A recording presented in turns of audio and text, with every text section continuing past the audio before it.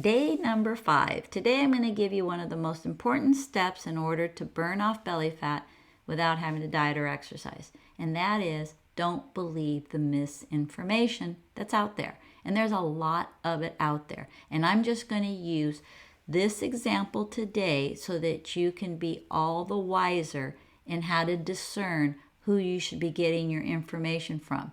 We're going to talk about the example of how much protein a man needs in order to build and keep muscle.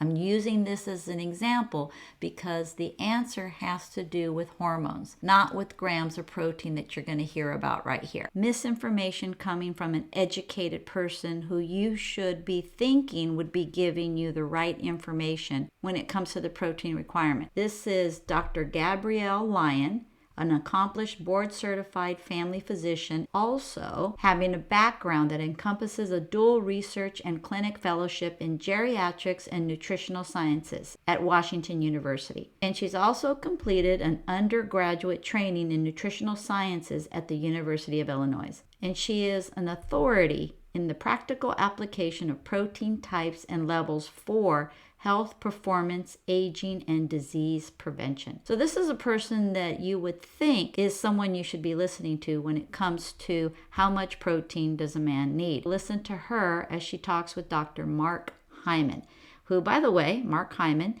is an MD also. The average individual, the average male, gets about maybe 90 to 100 grams of protein. Average female is probably around 70 grams of protein. Mm-hmm. And we know that in order to protect skeletal muscle, that we're really looking at closer to 1.6 grams per kg, so 0.7 grams per pound, or closer to 1 gram per pound ideal body weight. So if I'm 180 pounds, you're talking about like 150 grams of protein a day.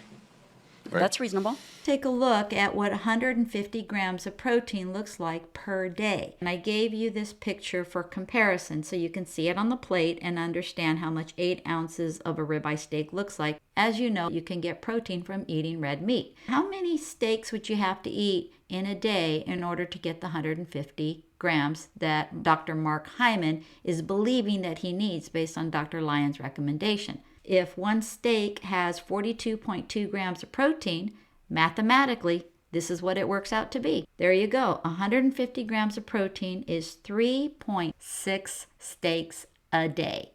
Do you believe that you could actually eat this every day? Imagine the cost of eating this every day. And let's say you had 4 men in the family under one roof. Imagine what your food bill would be. This is just so freaking crazy, it makes no sense. And if you were a caveman, oh my gosh, you would have to be a very good hunter to keep getting fed like this on a daily basis. Take a look at it in eggs. There you go, 25 eggs a day. Do you think that you could scarf down that much? No. And the reason why she says what she says is because if you know how much you have to consume based on her mathematics, then you're going to say, oh, there's no way I can eat that many steaks, or no way I can eat that many eggs. I must have to go buy those bars that she's recommending so I can add that to my daily routine, or else I'm going to lose muscle. I'll say that's propaganda. Propaganda. Information, especially of a biased or misleading nature, used to promote or publicize a particular political cause or point of view. And obviously, this propaganda that she's giving you is to promote more product sales. That's how these people make money. Kickbacks. Buyer beware. And what I want you to note too about Dr. Mark Hyman, he's interviewing her just 2 months ago, and I'm filming this video on December 2024. So this is not old information. This is something that Dr. Lyon still is pushing. And why? Well, let me show you. If you go to Google her, we can go to her .com website, but I'm just going to skip right over to here where it says shop. If you click on the shop here, you're going to see that she's going to be promoting products. Whenever anyone is promoting a product for you to put into your body, buyer beware. Because products are all about profits. That's the reality. She's getting a kickback, 20 grams of protein in this bar. Now, I'm not going to go and pick the bar apart when it comes to the ingredients, because the reality is I want to teach you guys why she's promoting the formula that she's giving out.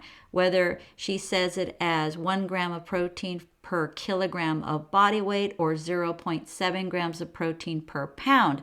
You heard Dr. Mark Hyman say with his weight, he has to consume 150 grams of protein a day. If you watched the supplement videos that I had for your homework in the previous day's video, then you saw how many thousands of dollars per episode a influencer can get when they recommend a product and get a kickback. Dr. Lyon is not the only one giving out this misinformation. She heard it from someone else and she's just regurgitating it. So what is the answer to growing muscle? It's growth hormone. Growth hormone is what builds muscle and helps you to keep muscle. It shows up at night when you're asleep. But here's the bottom line. What you need to know about muscle building is important because it also relates to fat. And here's the connection. When you are under stress, your body will release a hormone called cortisol. Cortisol is a hormone that will prevent you from burning fat, because cortisol is a stress hormone that wants to burn sugar, which is a fast form of energy. This is why when we're under stress, we crave sugar or we crave carbohydrates that turn into sugar. The other issue is that when cortisol is flowing through the body, growth hormone is going to decrease. It's what they call a counter-regulatory hormone. When cortisol is high, growth hormone is low.